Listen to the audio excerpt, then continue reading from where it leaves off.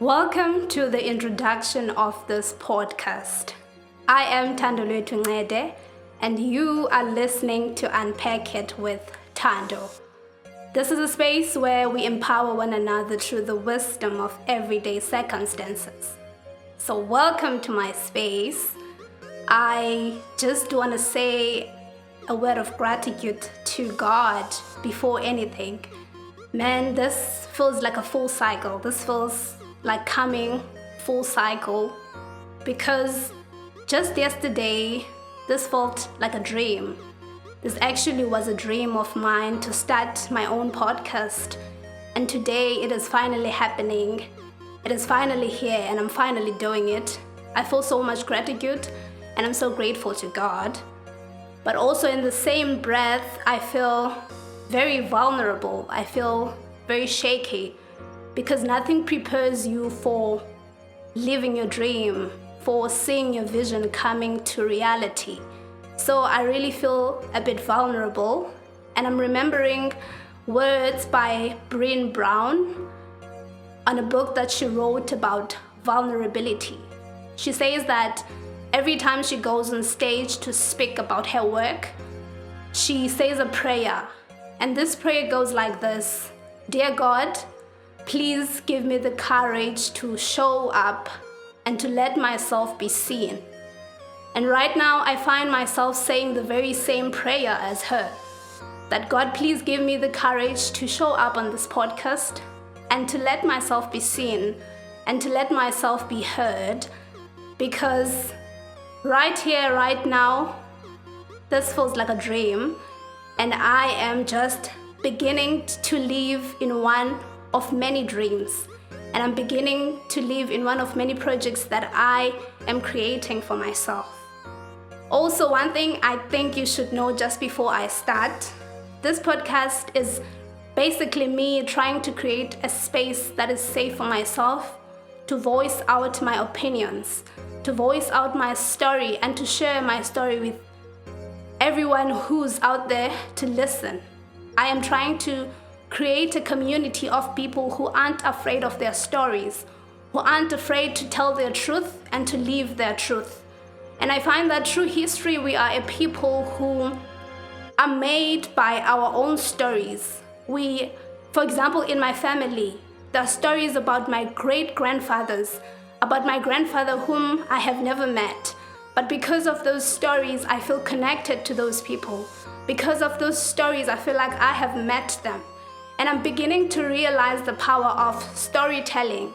And I'm here on this podcast to really do that, to share my stories and to share my experiences and to learn even more through those experiences. I want to also give an example of the power of a story and the fact that your story doesn't need to be a heroic story to be worth telling. It can just be any story, a random story. But because it's an experience that you went through, it is worth telling and it is worth sharing. At home, my grandmother has this story about me when I was a young girl. She says that at a particular day, I came to her and I asked her for 20 cents. And she answered me and said she doesn't have 20 cents. And I asked her a question. I said, what type of a mother are you who doesn't have 20 cents? And she laughs about it. And in the story, there's no shame. I don't feel shame even now when she speaks about this story because it's light. It's something that happened. And it's something that helps me connect to that young girl in me, that young girl who was not afraid to be honest and to just ask whatever she wants to ask. So really, I want to encourage you as well that your story is worth telling. And I'm here on this podcast trying to unpack my own story, trying to share my own story. I'm also going to share my story in a creative manner, a manner that supports who Thando is, a manner that reflects who Thando is and who Thando is hoping to become. Because on this journey at this point, I feel like Thando is a brand new Thando. And I've also experienced the fact that there's many layers to Thando.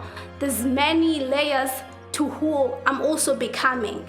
And I'm so excited to be sharing that journey with everybody who's willing to listen on this podcast and who's willing to share the work with me.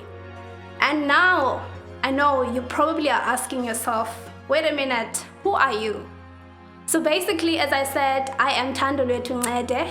I come from a village just outside East London, a village called Galgeni Location. I'm a village girl, Unolali, and I've stayed in Port Elizabeth.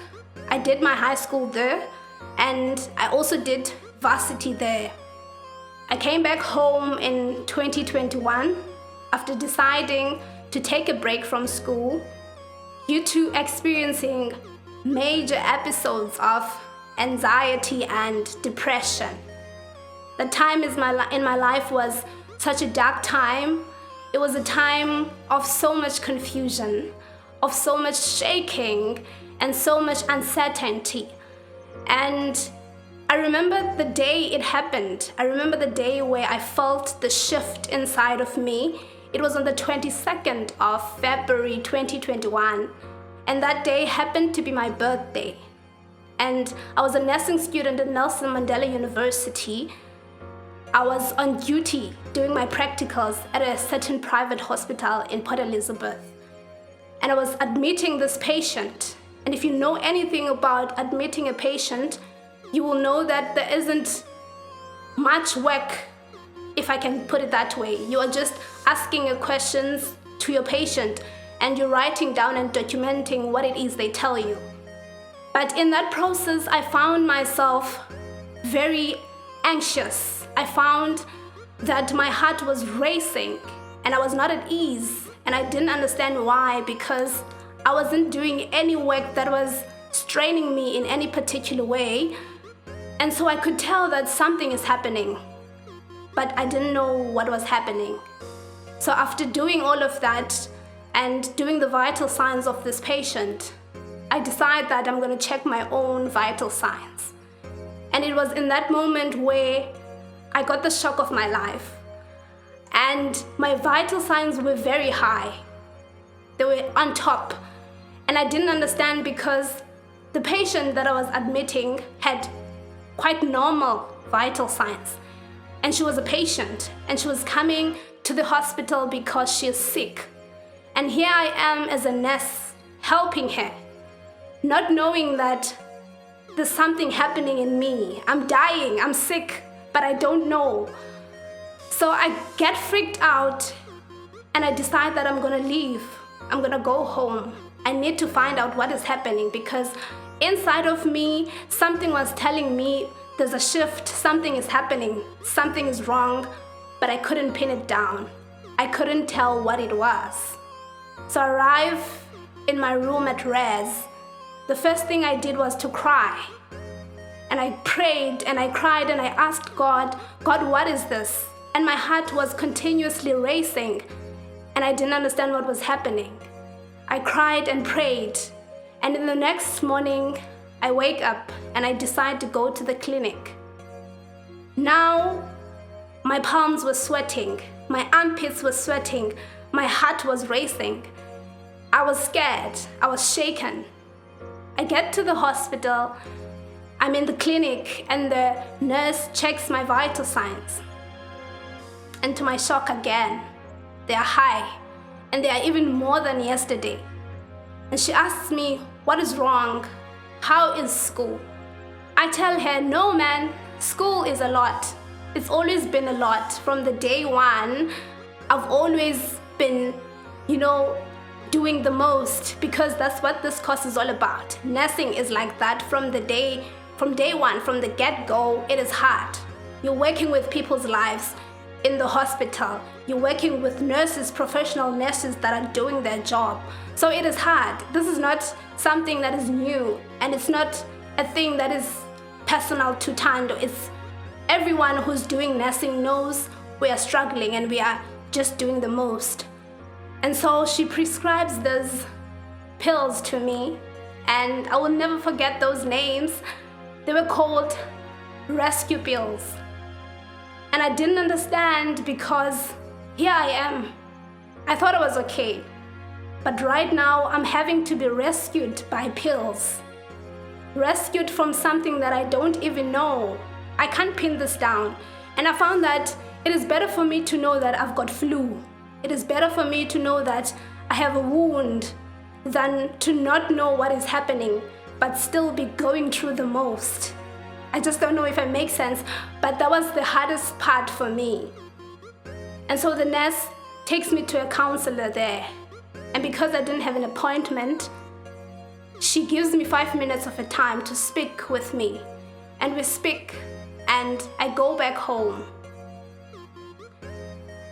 And from that day, life just went down for me. I just felt like I was in this dark hole because my life was never the same. I struggled a lot with anxiety and those heart palpitations. I lost energy for life. I lost energy for the cause. I lost energy just for anything. I was just on my room crying every day. Didn't know what exactly I'm crying for, but I was crying and I was struggling. I struggled with going to the bathroom, taking a shower. I struggled with making food for myself. And for someone who knows me, you would know that I love taking showers. I love making food for myself. But those things were a struggle for me in that period of my life. I struggled to get out of bed. I was crying consistently. I cried until it was painful to cry. And that's when I realized that I needed to say something. But how was I going to speak? Because I was also even struggling with taking calls. I was struggling with making calls. Just if the phone was ringing, I was anxious. So I decided that I'm going to write a message at home and tell them that something is happening. I just don't know what it is, but I need to come back home. And that was the most painful moment of my life because I came here for my degree. I came here knowing very well that I'm going to come out of this place with a degree. And as a person who's quite a perfectionist, I don't want to start anything and not finish it. And that was a struggle for me because I didn't plan all of this. And I can't pin it down and say, I'm sick with something. I don't know what is happening, but I could tell that I needed to get out of that space. I could tell that the place was very dangerous for me at the time because my friends didn't know what I was struggling with. I was just inside my room crying the entire day. So literally anything could have happened without anyone knowing. And that's not because there weren't people who care, but that's because when you are in the dark hole, you just feel so much shame. You don't know who to tell and what to tell exactly.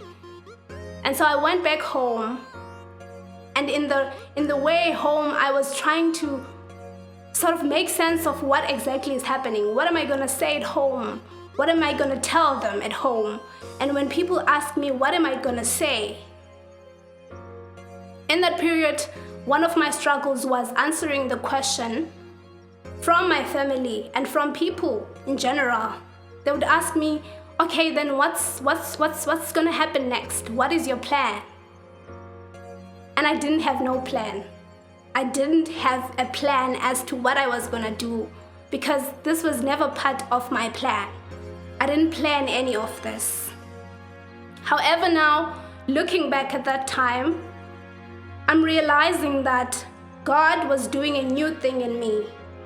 And it was very necessary for God to change my direction in the manner that He did. Because, as I said, I'm a perfectionist. I knew that there was not going to be a failed test that was going to make me stop this degree and not finish this degree. It was not a rewrite that was going to make me discouraged. I was going to do this nonetheless. It was not the hospital environment that was going to deter me. I was going to get this degree.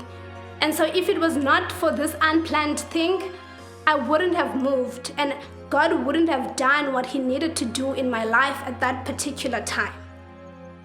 However, I don't intend to make you think that it was easy, that what I'm saying right now I knew at the time, because I didn't know. I didn't know at the time. I was struggling and I felt so much shame.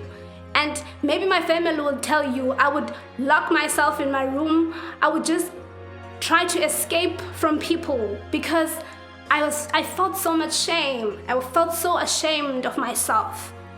And in that moment, God highlighted the fact that my identity had been defined by this degree. I thought that I was Thando because I'm a student at Nelson Mandela University. I thought that I'm a good person because one day I will get a degree.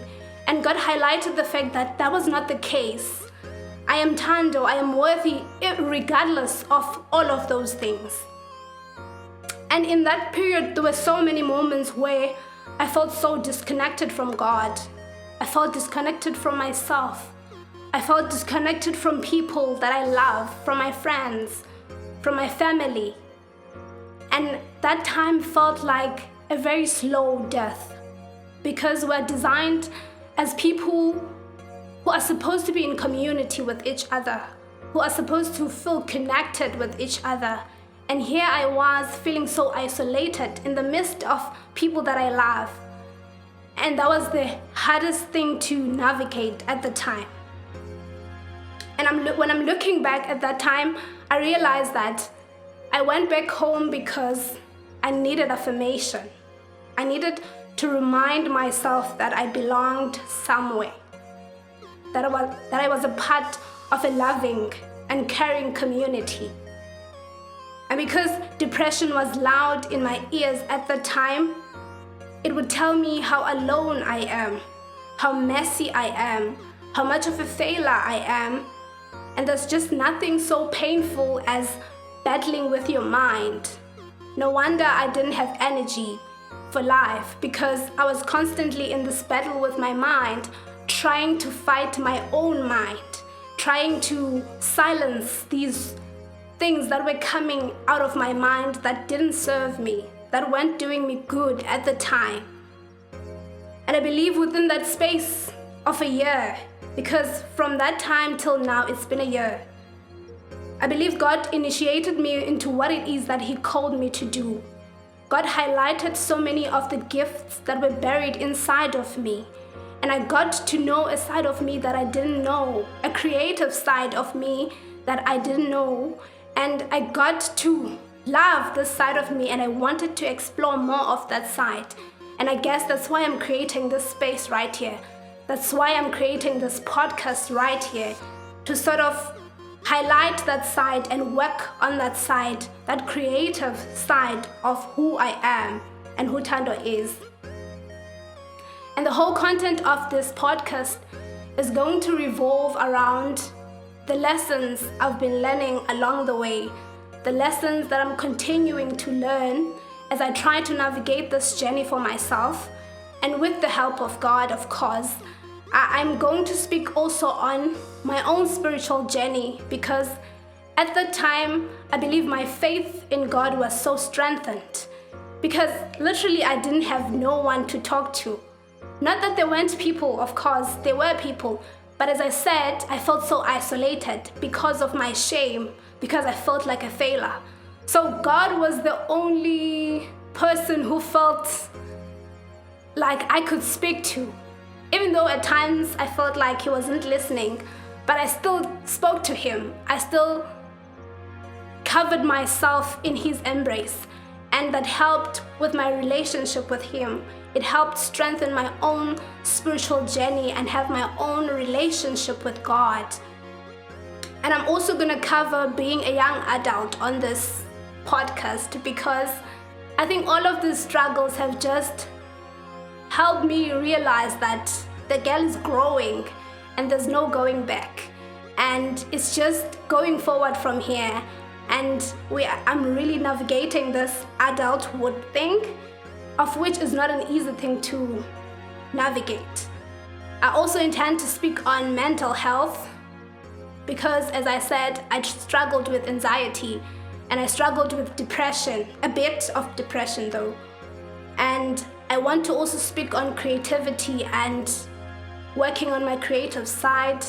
I want to speak on self-empowerment as well, because all of these things are things that helped me work this journey of mine, are things that have helped me lift up my head There's been books that felt like an answer from God, because in the period that I was in, there were so many questions that I had for God, for life.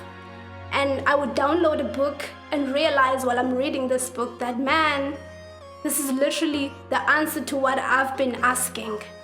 There's been sermons that I've been listening to that have helped me build my faith and continue to renew my hope in God. And there's been people on social media who have empowered me even without meeting them. And so I'm hoping to use all of those lessons and all of that wisdom to make up this podcast, to make up the content of this podcast. And in the meantime, though, I do intend to work with people on this podcast. But for the meanwhile, I'll be working alone. I'll be driving this ship on my own, because it's a space that I'm still trying to learn. And I'm still trying to make this space a safe space for myself first, before I introduce other people, before I bring other people. But that's something that I do want to do in the future, to have conversations with other people and hear other people's stories and share the wisdom that we are all learning through our life experiences and through these challenges and navigating our adulthood and many other things. And before I finish, I just want to send my gratitude to all the wonderful people out there who are doing the work on themselves and who are sharing their stories with other people. And I think the most important thing before sharing your story with other people is telling yourself your story. Daring greatly and owning up to your story, owning up to your truth. Because the only way that other people are going to receive your truth is if you have fully received your own truth. And I also want to encourage someone who would love to share their own truth with people, or even to live their own truth, because it's not always about telling the entire world, but it's also about how you live in your truth. And I want to say that just do it. Just start wherever you are. I want to say go ahead and start. Start with the bare minimum. It's been a struggle for me to be in this place where I fully record this podcast and I do the work. But everything along the way has helped me to gain the strength that I need and to gain the perseverance that I need for the journey ahead. And so you also need to know that you don't need to be competent before starting something. You don't need to be eloquent in speech before speaking your truth. You just need to use whatever you have in the moment to do what it is that you need to do. And so you guys, until the next time, keep on seeking answers to your questions. Keep on learning those lessons and make sure you keep on growing.